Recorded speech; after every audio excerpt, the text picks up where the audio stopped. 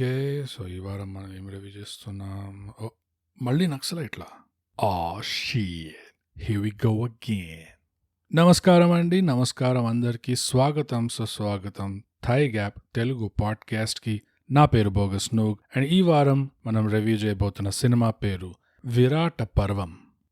ఈ సినిమా ప్రస్తుతానికి నెట్‌ఫ్లిక్స్‌లో స్ట్రీమ్ అవుతుంది. మీరందరూ చూడండి. అండ్ సినిమా సారాంశానికి వెళ్ళే ముందు ఒక చిన్న డిస్క్లైమర్. ఇవాళ రేపు ఎట్లాగో డిస్క్లైమర్లు బాగా ఫ్యాషన్లో ఉన్నాయి కదా. సో ఈ సినిమాకి డిస్క్లైమర్ ఏంటంటే, చాలా వరకు ఈ రివ్యూ ఒక 100% ఫిక్షనల్ స్టోరీగా రివ్యూ చేస్తున్నాం.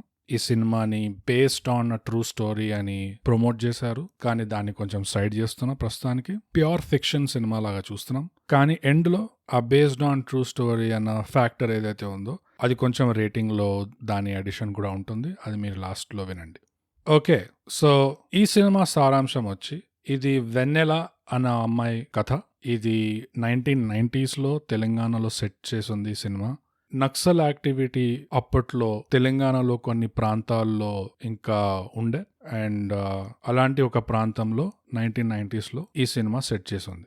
సో వెన్నెల అనే అమ్మాయి అలాంటి ఒక ఊర్లో పెరుగుతుంది. చిన్నప్పటి నుంచే ఒక స్ట్రీక్ ఆఫ్ ఇండివిజువలిజం ఎక్కువ ఉంటుంది అమ్మాయిలో. మొండితనం ఉంటుంది, ఇంకా ఒకలాంటి పర్సనాలిటీలో ఇన్నర్ స్ట్రెంగ్త్ ఉంటుందన్నమాట. కొంచెం స్ట్రాంగ్ పర్సనాలిటీ అండ్ ఒక slight anti authority or rebellious kind of quality ఉంటుంది అమ్మాయికి. ఇంకా అప్పట్లో ఆ సమాజంలో ఉన్న ఇన్ఫ్లుయెన్సెస్ వల్ల వెన్నెల ఈ నక్సల్ మూవ్మెంట్కి, ఉద్యమానికి కొంచెం అట్రాక్ట్ అవుతుంది. అండ్ చిన్న వయసులోనే ఫ్యామిలీలో వాళ్ళు పెళ్లి చేద్దామని ప్లాన్ చేస్తుంటే ఇల్లు వదిలేసి పారిపోతుంది అనమాట, ఆ మూవ్మెంట్, ఆ ఉద్యమాన్ని జాయిన్ చేయడానికి. ఆ తర్వాత వెన్నెల లైఫ్తో ఏమవుతుంది, ఎలాంటి ఛాలెంజెస్ అవుతాయి, ఆ ఎక్స్పీరియన్స్ ఎలా ఉంటుంది, ఆ సినిమానే విరాట పర్వం. సో ఓవరాల్గా మీకు యాజ్ అన్ ఆడియన్స్ మంచి రైటింగ్, మంచి క్యారెక్టరైజేషన్, మంచి పిక్చరైజేషన్, మంచి సౌండ్, మంచి మ్యూజిక్, ఇవన్నీ మీరు ఎంజాయ్ చేస్తారంటే తప్పకుండా ఈ సినిమా చూడండి. ఇంతటితో సారాంశం సమాప్తం. ఇప్పుడు మనం రివ్యూలో దిగిపోదాం. ఫస్ట్ పాయింట్ వచ్చి, కరెక్ట్గా 2.5 hours నడిచింది ఈ సినిమా. ఎక్కువ డ్రాగ్ అయినట్టు నాకు అనిపించలేదు. అండ్ మల్టిపుల్ డిపార్ట్మెంట్స్లో ఒక హై క్వాలిటీ బార్ టచ్ చేసింది ఈ సినిమా. మ్యూజిక్లో అయినా కానీ, అంటే పాటల్లో, లిరిక్స్లో, ఇంకా మెలడీలో, బ్యాక్గ్రౌండ్ మ్యూజిక్ కూడా మోస్ట్లీ బాగుండే. కొన్ని చోట్ల ఎక్కడైతే కొన్ని క్యారెక్టర్స్ హెవీ మూమెంట్స్ ఎక్స్పీరియన్స్ చేస్తారో అక్కడ కొన్ని చోట్ల బ్యాక్గ్రౌండ్ మ్యూజిక్ లేకుండా ఉండుంటే ఇంకా కొంచెం పవర్ఫుల్ ఇంపాక్ట్ ఉండేదని నాకు అనిపించింది. సో బ్యాక్గ్రౌండ్ మ్యూజిక్తో అదొకటే. అది మ్యూజిక్ బాగాలేదు అని నేను అనను, దాన్ని వాడడం కొన్ని చోట్ల వాడకపోయింటే ఇంకా బాగుండేది అనిపించింది నాకు. రైటింగ్ ఓవరాల్ ఒక హై క్వాలిటీ రైటింగ్ ఉండే ఈ సినిమాలో. జనరల్గా మనం చూసే సినిమాల కంటే ఇది ఇంకా కొంచెం లిటరేట్, అంటే లిటరసీ పర్సంటేజ్ ఎక్కువ ఉండి, లేకపోతే ఎక్కువ ఎడ్యుకేటెడ్గా అనిపించింది మామూలు సినిమాలతో పోలిస్తే. అండ్ చాలా పోయటిక్ ఫ్రేజింగ్ ఉండే ఈ సినిమాలో. అండ్ నాకు చాలా వరకు అది భాష అర్థం కాకపోయినా స్టిల్ ఒక రిథమ్ అనేది, ఒక ఫ్లో అనేది, ఒక మీటర్ అనేది ఉంటుంది పోయట్రీలో. అది అట్లీస్ట్ నేను గుర్తించగలుగుతాను. సో డెఫినెట్లీ ఈ సినిమాలో అది కూడా ఒక హై క్వాలిటీ వర్క్ ఉండే. రైటింగ్ వచ్చి, యాక్టింగ్ వచ్చి నా ఉద్దేశంలో వాజ్ నియర్ పర్ఫెక్ట్. ఓవరాల్గా చూస్తే ఒకడో ఇద్దరు క్యారెక్టర్లు పక్కన పెడితే వాళ్ళ పర్ఫార్మెన్స్ కొంచెం ఫిల్మీ వేప్ అనిపించింది నాకు. కానీ మిగతా వాళ్ళందరూ చాలా వరకు న్యాచురలిస్టిక్గా, చాలా వరకు బిలీవబుల్గా, కన్విన్సింగ్గా పర్ఫార్మెన్స్ ఇచ్చారు. సో యాక్టింగ్ చాలా బాగుండే ఈ సినిమాలో. ఈ సినిమా లీడ్ వచ్చి సాయి పల్లవి, చాలా మంచి పర్ఫార్మెన్స్, కెనాట్ డినై. నేను ఇంకా హాఫ్ ఎక్స్పెక్ట్ చేస్తుండే ఏమైనా అడవుల్లోకి పోయి నక్సలైట్లు కూడా డాన్స్ నేర్పిస్తుందా అని, ఆ సీన్ కూడా ఉంటుందేమో అనుకున్నా, కానీ థ్యాంక్ఫుల్లీ లేకుండే.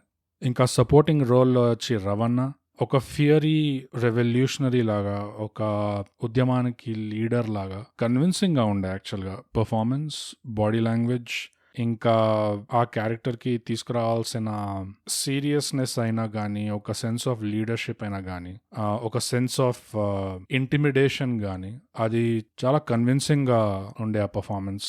అండ్ వీళ్ళిద్దరు, ఈ లీడ్ పేరుది పర్ఫార్మెన్స్ ఏదైతే ఉండే హైలీ ఇంప్రెసివ్ ఉండే ఈ సినిమాలో. ఇంకా వెన్నెల ఫాదర్గా చేసిన ఆయన కూడా టూ గుడ్ అతని పర్ఫార్మెన్స్. ఇంకా Rahul Ramakrishna once again as expected performance చాలా బాగుండే. ఆల్మోస్ట్ ప్రతి థై గ్యాప్ ట్యూస్డే ఒక ఎపిసోడ్ రిలీజ్ అవుతుంది అన్నట్టు ఎక్స్పెక్ట్ చేయొచ్చు. ఇంకా ఈ సినిమాలో ప్రియమణి కూడా ఉండే, one of the Naxalites, Bharatakka అన్న రోల్లో. ప్రియమణి కొంచెం తనకు తనే ఒకలాంటి ఛాలెంజ్ లాగా తీసుకున్నట్టున్నారు. ఎంత డీగ్లామ్ అవ్వచ్చు అసలు, వాట్ ఈస్ ద లిమిట్ అనేది, అసలు ఆ లిమిట్ ని పుష్ చేయడానికి. ఎందుకంటే అసలు నందితా దాస్ ఒక సినిమాలో ఉంటూ నందితా దాస్ ని అవుట్ డీగ్లామ్ చేయగలిగారు అంటే ఇట్స్ చెప్పుకోగలిగే అచీవ్మెంట్ అది. అసలు నాకు ఎట్లా అనిపిస్తుంది అంటే, మేకప్ వాళ్ళు ఇట్లా వచ్చి పనిచేసేటప్పుడు ఓకే నాకు కొంచెం ఇసుకదేయండి అంట ఫస్ట్. వండర్ఫుల్ మ్యామ్, అసలు మీరు బౌండరీస్ పుష్ చేస్తున్నారు, ఓకే ఇప్పుడు నాకు కొంచెం బూడిద దేవండి అంటే ఆ మ్యామ్ అంటే లేదు పట్టరండి, ఏం పర్లేదు పట్టరండి, ఓకే అంత పూసుకున్న తర్వాత ఓకే ఇప్పుడు కిచెన్ ఎగ్జాస్ట్ ఫ్యాన్లకి ఇట్లా కొంచెం గ్రీజ్ అంటుకొని ఉంటుంది చూడండి, అది పట్టరండి అని. అయ్యో మ్యామ్ కానీ పట్టుకోరండి మ్యామ్, అసలు మీరు కొత్త గ్రౌండ్ బ్రేక్ చేస్తున్నారు ఇప్పుడు, అసలు ఇది మామూలు విషయం కాదు, అసలు గ్రౌండ్ బ్రేకింగ్ మ్యామ్ అంటే. గ్రౌండ్ అంటే గుర్తుకొచ్చింది, టార్ పట్టుకురండి కొంచెం అంటే. నిజంగా నందితా దాస్ కంటే డీగ్లామ్ ఇస్ ఇట్ పాసిబుల్ అనుకుంటారు. Yes it is possible. కానీ నందితా దాస్ది కూడా గ్రేట్ కాస్టింగ్ అనిపించింది నాకు. చాలా రోజులైంది నందితా దాస్ని స్క్రీన్ మీద చూసి, అండ్ స్క్రీన్ మీద రాగానే ఎంత న్యాచురల్గా అనిపించింది. ఆఫ్ కోర్స్ నందితా దాస్ ఉంది, ఎందుకంటే ఇలాంటి పర్ఫెక్ట్ కాస్టింగ్ ఎక్కడైనా ఉంటుందా? అసలు నందితా దాస్ ఎంత పర్ఫెక్ట్ గా ఒక కామీ నక్సల్ వైబ్ లో ఫిట్ అవుతుంది అంటే అసలు లైక్ అ గ్లవ్. చాలా మంది యాక్టర్స్ టైప్ కాస్ట్ అవ్వడానికి భయపడతారు, కానీ నాకు తెలిసి యాక్టింగ్ లో కూడా టైప్ కాస్టింగ్ లో కూడా ఒకలాంటి బెల్ కర్వ్ ఉంటుంది. అండ్ నందితా దాస్ ఒక కామీ నక్సల్ వైబ్ లో కాస్ట్ అవ్వడం, టైప్ కాస్ట్ అవ్వడం అనేది ఆ కర్వ్ లో ఆ రైట్ ఎక్స్ట్రీమ్ లోనే మ్యాప్ అవుతుంది అనమాట. రైట్ ఎక్స్ట్రీమ్ అంటే ద బెస్ట్ ఎక్స్ట్రీమ్. అందులో ఎంత ఐరనీ ఉంది చూడండి, అసలు పాజిటివ్ ఎక్స్ట్రీమ్ రైట్ సైడ్ లో ఉంది. ఇప్పుడు మనం చూద్దాం ఫిల్మ్ మేకింగ్ ఇంకా స్టోరీ టెల్లింగ్ కి వచ్చిన తేడా. ఈ సినిమాలో ఆ డిస్టింక్షన్ అనేది, ఆ డిమార్కేషన్ అనేది నీట్ గా ఇట్లా ఒక లక్ష్మణ్ రేఖ గీసినట్టు ఉండే. ఎట్లా అంటే ఫస్ట్ ఫిల్మ్ మేకింగ్. ఈ సినిమాలో ఫిల్మ్ మేకింగ్ టెక్నికలీ నాకైతే బ్రిలియంట్ అనిపించింది. అండ్ ఈ సినిమా వచ్చి ఈజీలీ ఈ ఇయర్లో మనం విజువల్గా మాట్లాడితే ద మోస్ట్ బ్యూటిఫుల్ ఫిల్మ్ ఇప్పటి వరకు నా ఉద్దేశంలో. ఈ ఇయర్లో easily visually the most beautiful. Almost ప్రతి ఫ్రేమ్ చాలా బ్యూటిఫుల్గా ఉన్నాయి ఈ సినిమాలో. నాకు అది చూడ్డానికే ఫస్ట్ వాచ్లో నాకు అదే సరిపోయింది, అంత బాగా తీశారు. ఆ కెమెరా వర్క్ కానీ, మెయిన్లీ ఆ లైటింగ్, ఇంకా ఆ ఫ్రేమ్ కంపోజిషన్, ఈ మూడిటి కాంబినేషన్ చెప్తున్నా నేను. కెమెరా మూవ్మెంట్ కాదు, కెమెరా వర్క్, కంపోజిషన్, ఇంకా ఆ లైటింగ్, ఈ మూడిటి కాంబినేషన్ చూస్తే నాకు ఎలాంటి వాళ్ళు గుర్తుకొచ్చారంటే చాలా ఏళ్ల తర్వాత ఒక విటోరియో స్టోరారో, ఐ కెన్ ఫీల్ ద కాలా, గార్డన్ విలిస్ అంటే గాడ్ ఫాదర్ 1, ఇంకా డేవిడ్ లీన్ లాంటి సినిమాల్లో ఉన్న కంపోజిషన్. అసలు ఇలాంటి పేర్లు ఒక సినిమా చూసి ఇలాంటి పేర్లు గుర్తుకొస్తున్నాయంటే ఇది చాలా చాలా చాలా పెద్ద కాంప్లిమెంట్. అది విటోరియో స్టొరారో ఎవరికైనా తెలీదు అంటే మీకోసం చెప్తాను. విటోరియో స్టొరారో అనే ఆయన ఇటాలియన్ సినిమాటోగ్రాఫర్.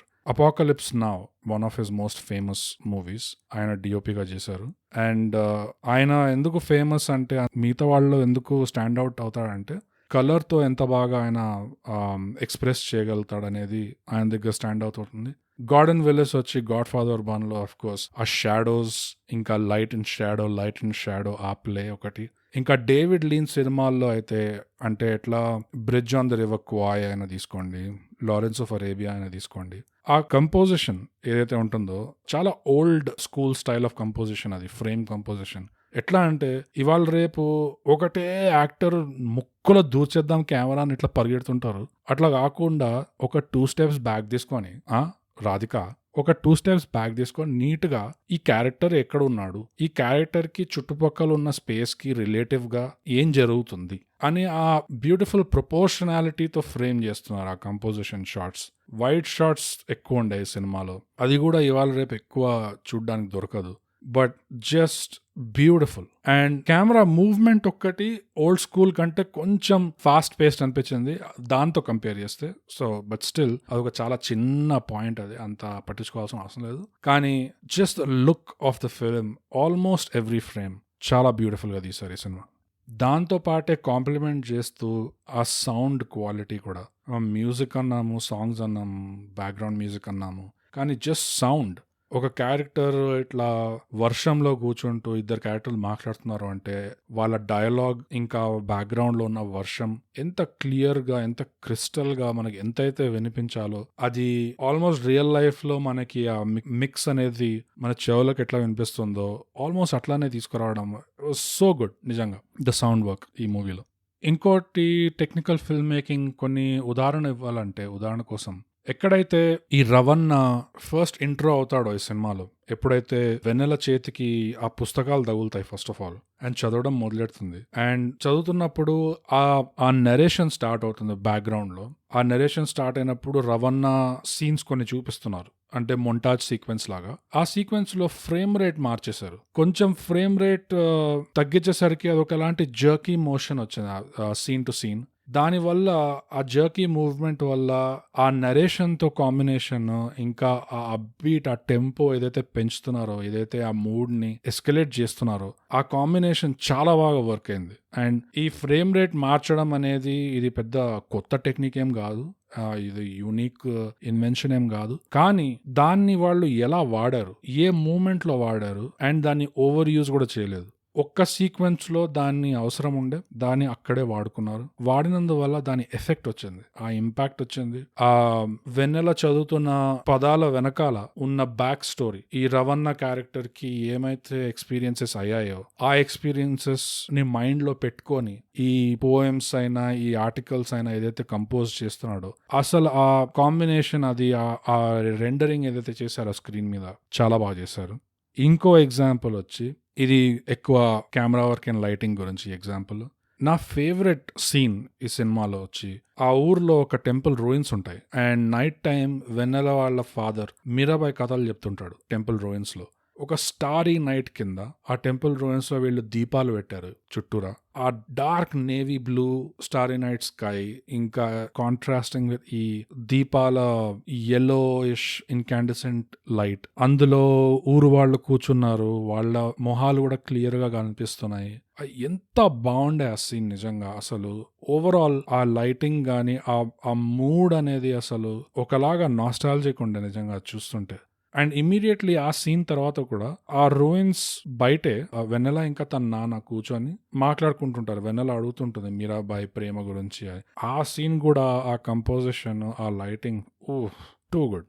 ఆ సీక్వెన్స్ ఈ సినిమాలో నా ఫేవరెట్ ఉండే. అఫ్ కోర్స్ ఇంకా చాలా ఉండే చూడదగ్గేటివి, కానీ అన్నిట్లో ఒకటి పిక్ చేయాలంటే డెఫినెట్ గా ఇది నాకు. ఇంకా ఇంకోటి ఆనరబుల్ మెన్షన్ మళ్ళీ వెన్నెల ఇంకా వెన్నెల ఫాదర్. ఎప్పుడైతే వెన్నెల వాళ్ళ నాన్న ఇంకా రాహుల్ రామకృష్ణ బావ జీప్ లో మళ్ళీ తను ఆటోలో పోతుంటే కలుసుకుంటారో మధ్యలో, అప్పుడు నెక్స్ట్ సీన్ వెన్నెల ఇంకా తన నాన్న ఇట్లా పక్కన కూర్చొని మాట్లాడుకుంటుంటారు. బ్యాక్ డ్రాప్ లో వాళ్ళ వెనకాల ఒక చిన్న నది ఉంటుంది, ఒక తెల్ల గుడి ఉంటుంది. ఆ ఫ్రేమింగ్ ఎట్లయితే చేశారో వాళ్ళిద్దరిని ఆ తెల్ల గుడి ముందు ఇట్లా పొజిషన్ చేసి చుట్టుపక్కలంతా గ్రీనరీ ఉంది, చెట్లు ఉన్నాయి. సో వాళ్ళిద్దరిని స్పెసిఫిక్ గా అక్కడ పొజిషన్ చేసినందువల్ల ఆ గుడి వల్ల వీళ్ళిద్దరు క్యారెక్టర్స్ ఎంత స్టాండ్ అవుట్ అయ్యారంటే విజువల్లీ ఫోటోగ్రాఫికలీ ఎంత స్టాండ్ అవుట్ అయ్యారంటే అసలు అది బ్యూటిఫుల్ కంపోజిషన్ నిజంగా. ఆ సీన్ కూడా నాకు చాలా నచ్చింది. ఆ frame it was too good. ఆ విజువల్ సెపరేషన్ అనేది, ఎందుకంటే వీళ్ళిద్దరు వెనకాల మొత్తం గ్రీనరీయే ఉండి చెట్లే ఉంటే వీళ్ళు ఎక్కడి నుంచి అయితే ఆ షాట్ తీస్తున్నారో అంతా కొంచెం మిక్స్ అయిపోయేది, కొంచెం అంత స్టాండ్ అవుట్ అయ్యేవాళ్ళు కాదు వీళ్ళు. ఆ గుడి ముందు పెట్టేసరికి అసలు మ్యాన్. సో అది film making work, technical details etcetera.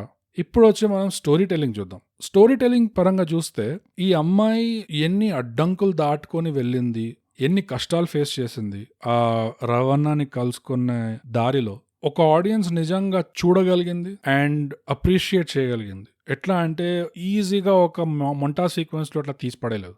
అట్లా మొంటాజ్ లాగా తీసిపడేసి ఇంకా మీరు ఊహించుకోండి ఎంత కష్టపడి ఉంటుందో అని అట్లా అనకుండా నీట్గా చూపించారు. స్టెప్ బై స్టెప్ ఈ స్పాట్ నుంచి ఆ స్పాట్కి వెళ్తుంది, అక్కడేదో అవుతుంది, మళ్ళీ అక్కడ నుంచి ఇంకో స్పాట్కి వెళ్తుంది, అక్కడేదో అవుతుంది. ఆ రోడ్ టు రవణ అనేది ఎంత ప్రాబ్లమాటిక్ ఉండే అంటే వెన్నెల కోసం అది నీట్ గా చూపించారు విత్ ఫుల్ డీటెయిల్. సో అది ఒక మంచి స్టోరీ టెల్లింగ్, ఎందుకంటే అది చూపించడం వల్ల తర్వాత జరిగే సంఘటనల ఇంపాక్ట్ ఒక ఆడియన్స్ కి ఎంతైతే తగలాలో అంత తగులుతుంది ఇక్కడ అక్కడ. సో అదొక పాజిటివ్. కానీ ఈ స్టోరీ టెల్లింగ్ వీళ్ళు లీనియర్ గా ఎందుకు వెళ్దాం అనుకున్నారనేది కొంచెం డౌట్.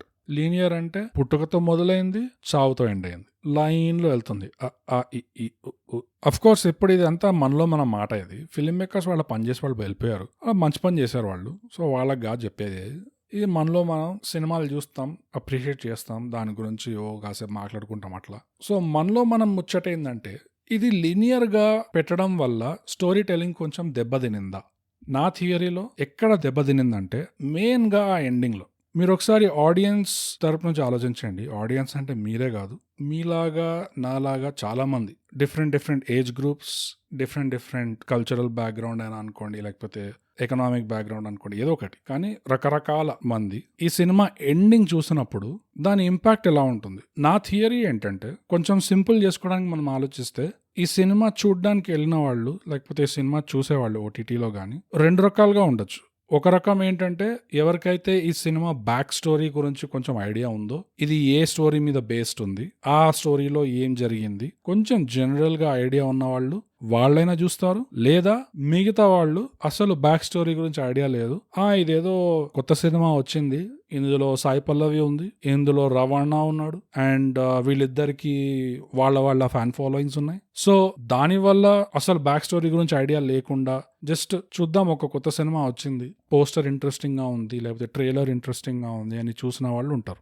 నా థియరీ ఏంటంటే, వెన్నెల క్యారెక్టర్ చావు చూపిస్తున్నారు అంటే దాని ఇంపాక్ట్ ఈ 2 రకాల ఆడియన్స్ కి ఫీల్ అవ్వాలి. ఒకరికే ఫీల్ అయితే సరిపోదు, అది ఒక చాలా పెద్ద రిస్క్. అది ఓన్లీ బ్యాక్ స్టోరీ తెలిసిన వాళ్ళకే ఆ ఇంపాక్ట్, ఆ పంచ్ తగులుతుంది అంటే అది రిస్క్ అయిపోతుంది. ఎందుకంటే ఆ బ్యాక్ స్టోరీ తెలియని వాళ్ళు ఫుల్ రోజంతా బిజీగా పనిచేస్తూ ఇంకా రాత్రి ఇట్లా సాయంత్రం ఇంటికి వచ్చి, అబ్బా కొంచెం టైం దొరికింది, ఇప్పుడు ఏదో ఒకటి తినుకుంటూ చూద్దాం అనేసి టక్ అని ఓటీటీ ఇట్లా ఓపెన్ చేసి చూసేవాళ్ళు, వాళ్ళకి రీసెర్చ్ చేసేంత టైం లేదు. సో అలాంటి వాళ్ళు ఎంతమంది ఉంటారు అనేది మనం ప్రెడిక్ట్ చేయలేము. సో అలాంటి వాళ్ళకి ఆ స్టోరీ పంచ్ తగలదు అంటే అది ఒక పెద్ద రిస్క్. కానీ అలాంటి వాళ్ళకు కూడా ఆ స్టోరీ పంచ్ తగలాలి అంటే, ఇప్పుడు బ్యాక్ స్టోరీ ఉన్న వాళ్ళు దీన్ని ఒక అలాంటి ట్రాజడీ లాగా చూస్తారు. అరే ఇది బేస్డ్ ఆన్ రియల్ స్టోరీ, ఈ అమ్మాయి ఇట్లా చనిపోయింది.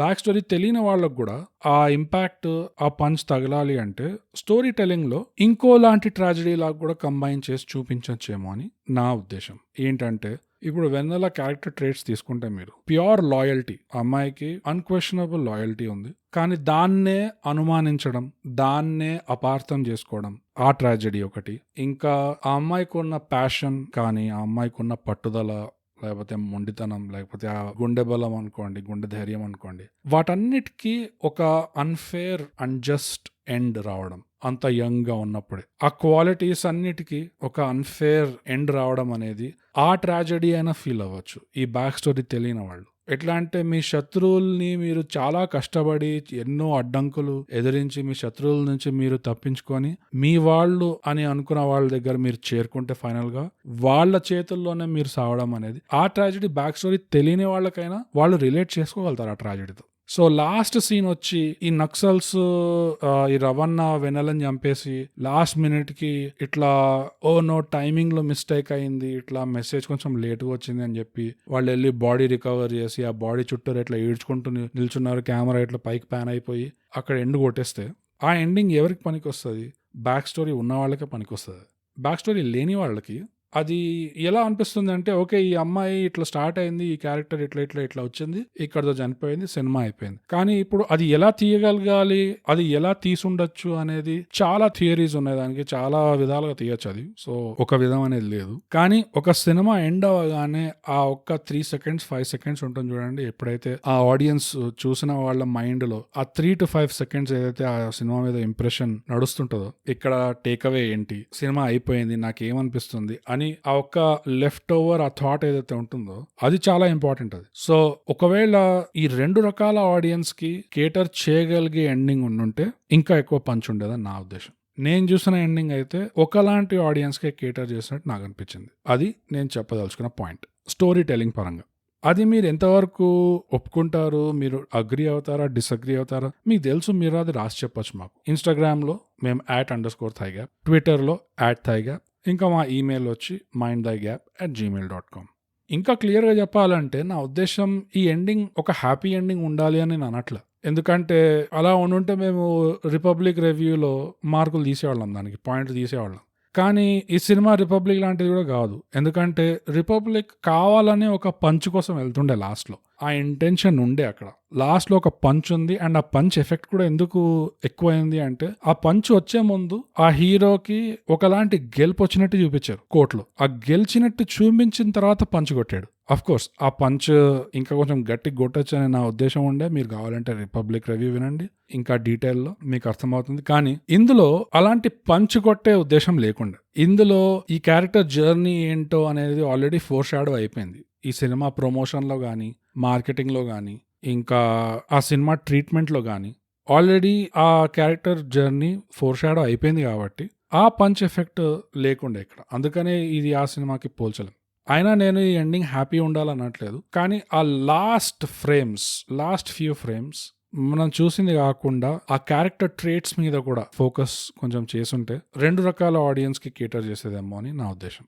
ఆ గన్ కాల్చిన తర్వాత మొత్తం స్లో మోషన్ అయిపోతది చూడండి. అది కూడా నాకు కొంచెం అంత అవసరం లేదనిపించింది. అదే వైడ్ షాట్‌తో ఆ బాడీ ఇట్లా గన్ కాల్చడం, ఆ బాడీ ఇట్లా నీళ్ళలో పడడం. ఆ ఒక్క షాట్ అట్లా చూపించుంటే దాని పంచ్ ఇంకా చాలా ఎక్కువ ఉంది. నాకు అనిపించింది అట్లా. కానీ ఎక్స్ట్రా అల్ట్రా స్లో మోషన్ అయిపోయి ఒక కాలు నీళ్ళల్లో ఇట్లా తొక్కడము, ఆ నీళ్లు రిపల్స్ రావడం, ఆ మూమెంట్లో ఆ సీన్ అసలు అవసరం లేదు. అండ్ మరీ స్లోమో సేక్ అయిపోయింది అది. ఇంకోటి ఒక చిన్న మోంటాజ్ వస్తుంది ఈ వెన్నెల నెరేషన్‌లో. మళ్ళీ మా పాటలు వినుకుంటా, మళ్ళీ మా అమ్మ దగ్గరే పుడతా అని ఇట్లాంటి ఒక సీక్వెన్స్ వస్తుంది. అది నా ఎగ్జాంపుల్ అక్కడికి కూడా వస్తుంది. అదొకలాంటి ఎగ్జాంపుల్ అనుకోండి. ఆ లాస్ట్ సీన్ ఇట్లా వాళ్ళందరూ డెడ్ బాడీ చుట్టూరా ఇట్లా దిక్కులు చూడడం కంటే ఆ సీన్ దగ్గర ఆపినా కొంచెం ఆ క్యారెక్టర్ ఎలా ఉండింది, ఆ అమ్మాయి ఎలా ఉండింది అది గుర్తుగా ఉండిపోతుంది. ఎందుకంటే అది ఫైనల్ షాట్ అయ్యేది. ఇంకో దగ్గర స్టోరీ టెలింగ్ అంటే ఫస్ట్ ఆఫ్ ఆల్ ఆ లవ్ స్టోరీ దూర్చడం అనేది ఒక అనవసరం అనిపించింది. సరే మీరు ఫిక్షనల్ స్టోరీ అని అనుకోండి, పూర్తిగా ఫిక్షనల్ స్టోరీ అంటే ఫైన్, లవ్ స్టోరీ పెట్టారు, ఇట్స్ అబ్సల్యూట్లీ ఫైన్. కానీ ఒక షూట్అవుట్ సీక్వెన్స్ నడుస్తుంటుంది. వెన్నెల ఇంకా రవణ ఇద్దరు గన్లు పెట్టుకొని వచ్చే పోలీసుల దగ్గర షూట్ చేస్తుంటారు. సడన్ గా అప్పుడు రవణ ఈ వెన్నెలను పట్టుకునేసరికి వెన్నెల ఫుల్ హీరోయిన్ మోడ్ లోకి వెళ్ళిపోతుంది. అరే ప్రాణాల కోసం వీళ్ళు ఇక్కడ పోరాడుతుంటే అప్పుడు వచ్చి ఇప్పుడు చెప్పు, నాకు ఇప్పుడే క్లియర్గా చెప్పేసే నేనంటే ఇష్టమా లేదా, ఏంది సడన్ గా ఏం సినిమా మారిపోయినా ఏంది ఇది. వాళ్ళు లిటరలీ వస్తున్నారు అంటే బ్యాక్గ్రౌండ్ లో వాళ్ళ వెనకాల ఫ్రేమ్ లో బ్యాక్గ్రౌండ్ లో ఆ ఫిగర్లు ఇట్లా కదిలి వస్తున్నట్టుగా అనిపిస్తుంది. కనీసం వాళ్ళు ఎక్కడో అక్కడ దూరంలో ఇట్లా పరిగెత్తుకుంటూ వస్తున్నారు అంటే సరే కొంచెం టైం ఉంది, నాకు తొందర చెప్పు నువ్వు మ్యాటర్ ఏంది అంటే ఓకే ఫైన్ అర్థం ఉంది. వాళ్ళు ఎంత దగ్గరలో అనిపించారు. ఈ పిల్లేమో నిల్చోబెట్టి నాకు ఇప్పుడు సీన్ చెప్పు ఏంటి అని అంటే అది కొంచెం మరి ఫిల్మీ అయిపోయింది అక్కడ. మిగతా సినిమా అంతా గ్రిట్టి కొంచెం రియలిస్టిక్ టైప్ ఆఫ్ ట్రీట్మెంట్ అంతా అయిపోయి ఇక్కడ ఆల్ ఆఫ్ అ సడన్ ఇట్లా ఫిల్మీ అయిపోయింది. ఆ ఒక్క మూమెంట్ కొంచెం వీక్ ఉండే స్టోరీ టెల్లింగ్ వైజ్. కానీ బేసిక్ గా విరాట పర్వం రివ్యూ పదండి. ఇప్పుడు గుణపాఠానికి వస్తే ఇందులో నాకు ఒక గుణపాఠం ఉంది. ఈ based on a true story ఈ పాట మీద ఈ సినిమా చూస్తే మళ్ళీ నాకు ఏదైతే నా స్టాండ్స్ ఉండనో ఈ బేస్డ్ ఆన్ ట్రూ స్టోరీ సినిమాల మీద మళ్ళీ అది ఇంకా సాలిడ్ అయింది, అది ఇంకా రీఇన్ఫోర్స్ అయింది. నా ఉద్దేశంలో ఏ సినిమా అయినా బేస్డ్ ఆన్ ట్రూ స్టోరీ అంటే అస్సలు పట్టించుకోవద్దు, అస్సలు నమ్మొద్దు. ఎంత ఇది ట్రూ హిస్టారికల్ ఫ్యాక్ట్ అన్నా దాన్ని కొంచెం ఒక ఫిక్షనల్ సినిమాగా చూస్తేనే ఆడియన్స్ గా మనకి సేఫ్టీ. ఎందుకంటే ఫిల్మ్ మేకర్స్ ఎన్నో అనొచ్చు, ఇది ట్రూ స్టోరీ బేసిస్ అయినా కానీ ఒక సినిమా తీయాలి అంటే ఒక డ్రామా ఉండాలి, ఒకలాంటి క్రియేటివ్ లైసెన్స్ ఉండాలి, అది లేనిది సినిమా తీయలేము అని అట్లా అనొచ్చు. కానీ క్రియేటివ్ లైసెన్స్ అనే దానికి ఒక లైన్ ఉంటుంది, ఒక లిమిట్ అనేది ఉంటుంది. ఆ లైన్ దాటితే, ఆ లిమిట్ క్రాస్ అయితే అది ఒకలాంటి పర్వర్షన్ లేదా ఒకలాంటి ప్రాపగాండా అయిపోతుంది. అది సిన్సియర్ గా ఫిల్మ్ మేకర్స్ ఉద్దేశం అలా లేకున్నా కూడా ఇన్ ది ఎండ్ అది అక్కడికే వెళ్తుంది, ఒకలాంటి పర్వర్షన్ లేకపోతే ఒకలాంటి ప్రాపగాండా. ఎందుకంటే ఇది ఏ ఇన్సిడెంట్ మీద యాక్చువల్గా అయితే బేస్డ్ ఉందో ఈ సినిమా, రియాలిటీలో ఏం జరిగిందో నాకు తెలియదు. నేను కొంచెం రీసెర్చ్ చేయడానికి ట్రై చేశాను, క్లారిటీలో ఏమీ లేకుండే. నాకు 2 వర్జన్లు కనబడ్డాయి కొంచెం చేస్తే రీసెర్చ్. ఒక వర్జన్ లో ఏముందంటే ఈ అమ్మాయి, ఆ రియల్ లైఫ్ అమ్మాయి ఒక ఇన్ఫార్మెంట్ అని సస్పెక్ట్ చేశారు కాబట్టి ఆ అమ్మాయిని టార్చర్ చేసి చంపారు ఆ నక్సల్ దళం. అది ఒక వర్జన్. ఇంకో వర్జన్ ఏంటంటే ఆ అమ్మాయిని ఎవరో గ్యాంగ్ రేప్ చేశారు, దాని తర్వాత చనిపోయిన తర్వాత దాన్ని ఒక ఇన్ఫార్మెంట్ ని మేము ఇంటరాగేట్ చేసి చంపామన్న కవరప్ చేశారు, అది ఇంకో వర్జన్ వచ్చింది. ఈ రెండిట్లో ఏది నిజమో నాకు తెలియదు. క్లారిటీగా ఎవరు అథారిటేటివ్ గా ఇది నిజం అది అబద్ధం అని చెప్పడం కూడా నాకు కనబడలే. చాలా అన్ష్యూర్ గా ఉండే అసలు ఏం జరిగింది అనేది ఎవరు అంత గట్టిగా 100% గా చెప్పడం అయితే నాకు కనబడలేదు. ఎండ్ సీన్ లో కొన్ని న్యూస్ పేపర్ ఆర్టికల్స్ స్నిప్పెట్స్ పెడతారు ఇట్లా స్క్రీన్ మీద. అందులో కూడా 100% క్లారిటీగా ఏం లేకుండే. నేను ఫ్రీజ్ ఫ్రేమ్ చేసి చదవడానికి ట్రై చేశాను, అందులో అయినా కొంచెం ఉందా అని. అందులో ఇంకా వేరే వర్షన్ కూడా ఉండే, అది అఫ్ కోర్స్ న్యూస్ పేపర్లో వర్షన్, మళ్ళీ దాన్ని అసలు నమ్మలేము.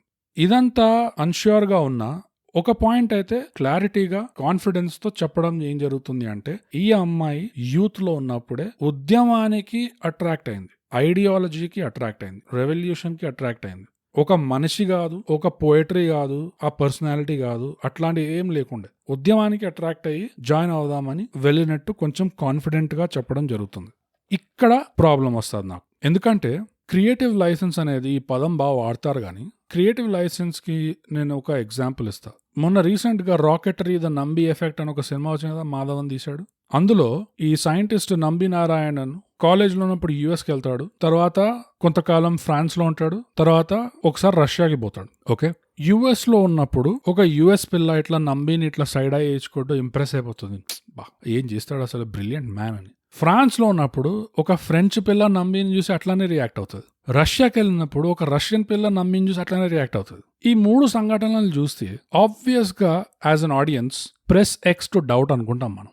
ఇది ఫిల్మ్ మేకర్స్ యాడ్ చేసిన మసాలా అని అనుకోవచ్చు కాన్ఫిడెంట్ గా. ఎందుకంటే మరి నువ్వు తీసే బయోగ్రఫీలో మెయిన్ సబ్జెక్ట్ ని చూసి ఒక అమెరికన్ అమ్మాయి, ఒక ఫ్రెంచ్ అమ్మాయి, ఒక రష్యన్ అమ్మాయి, ముగ్గురు ఫిదా అయిపోతారా? ఫిదా అంటే ప్రేమలో పడ్డం కాదు, కానీ ఒకలాంటి ఇట్లా ఇంప్రెస్ అవ్వడం, అది క్రియేటివ్ లైసెన్స్ అనుకోవచ్చు మనం కాన్ఫిడెంట్ గా. కానీ ఆ సినిమాలో వాళ్ళు చూపించే సంఘటనలు ఏవైతే ఉన్నాయో రియల్ లైఫ్ లో మీరు కొంచెం రీసెర్చ్ చేయడానికి ట్రై చేశారంటే చాలా వరకు రియల్ లైఫ్ లో ఏం జరిగాయో అవి సినిమాలో పెట్టలేదు. ఇంకా రియల్ లైఫ్ లో ఇంకా పెద్ద పెద్ద ఇంపాక్ట్లు ఉండే ఆ కేసు వల్ల చాలా వరకు చూపించలేదు, సినిమాలో తక్కువ చూపించారు.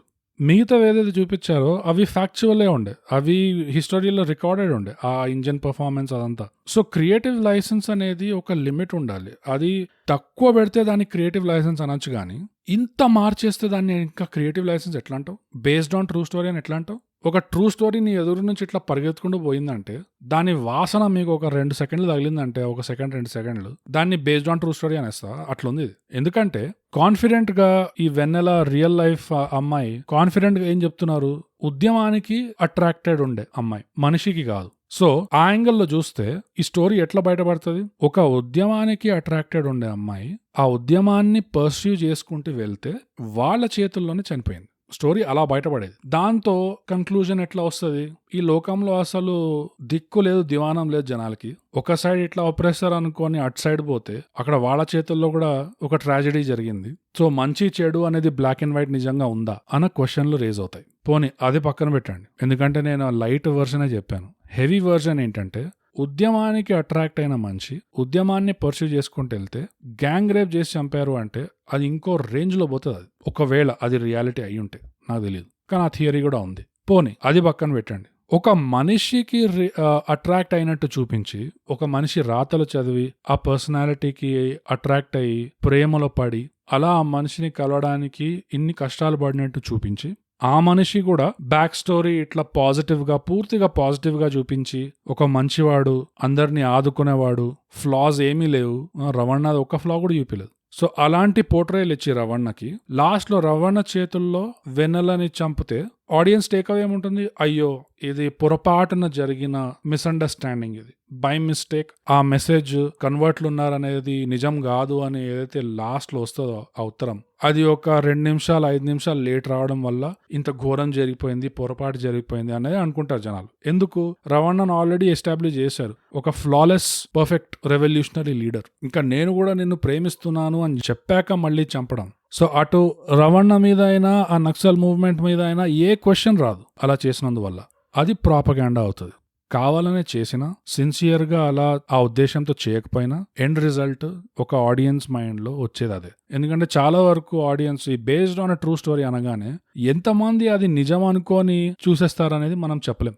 క్రియేటివ్ లైసెన్స్ తక్కువ కాకుండా ఇంత ఎక్కువ క్రియేటివ్ లైసెన్స్. ఈ స్టోరీలో కనెక్టింగ్ పాయింట్ ఏముంది? ఒక యంగ్ అమ్మాయి ఆ టైంలో నక్సలిజం పర్స్యూ చేసింది, లేకపోతే నక్సలిజం దగ్గరికి వెళ్ళింది, ఇంతే.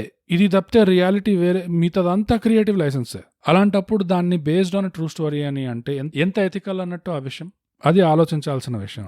నిజంగా ఈ కథ చదివిన తర్వాత ఒక పూర్తి ఒక 2.5 గంటల సినిమాల ఇన్స్పిరేషన్ వచ్చింది అంటే పర్వాలేదు. చాలా వరకు ఆర్ట్‌కి, చాలా వరకు సినిమాలకి ఇన్‌స్పిరేషన్ రియల్ లైఫ్‌లోనే ఉంటది. కానీ అంత మాత్రాన దాన్ని based on a true story అనకూడదు. అనాల్సిన అవసరం ఏముంది? అంతంత క్రియేటివ్ లిబర్టీ తీసుకుంటే ఒక లవ్ స్టోరీ పెట్టేసి ఉద్యమానికి ప్రేమలో పడకుండా ఒక మనిషితో ప్రేమలో పడినట్టు చూపించి మళ్ళీ సినిమాలో ఎలా చూపించడం జరిగింది? ఆ మనిషి పక్కన ఉండాలని చెప్పేసి ఉద్యమం జాయిన్ అవుతుంది అన్నట్టు చూపించారు. చాలా చాలా చేంజెస్ ఉన్నాయి. క్రియేటివ్ లైసెన్స్ అనేది మామూలుగా లేదు, ఒక రేంజ్ లో ఉంది. అలా అన్నప్పుడు బేస్డ్ ఆన్ ట్రూ స్టోరీ అని అనాల్సిన అవసరం ఏమొచ్చింది? దాన్ని జస్ట్ ఒక ఫిక్షనల్ స్టోరీలా చూపించచ్చు కదా. కానీ బేస్డ్ ఆన్ ట్రూ స్టోరీ అంటే ఆ సినిమా గురించి చర్చ జరుగుతుంది. రిలీజ్ అయ్యే ముందు 10 మంది మాట్లాడతారు, ఓహో ఇది అప్పుడు అయిందా, ఆ కాలంలో అయిందా అని.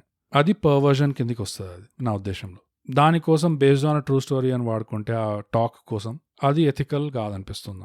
ఆర్ ఎథికలా కాదా అనేది మేబీ ఒక క్వశ్చన్ రేజ్ అవుతుంది. అది మీకేమనిపిస్తుంది? మాకు రాసి చెప్పండి ఆబ్వియస్లీ.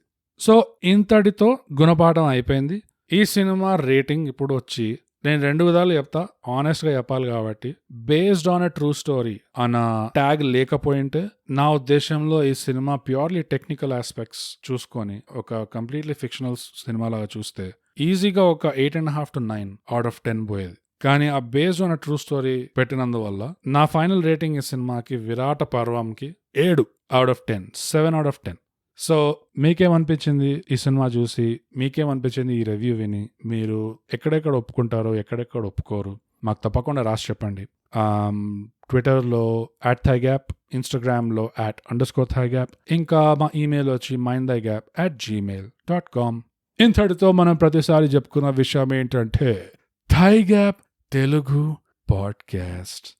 Subscribe and share.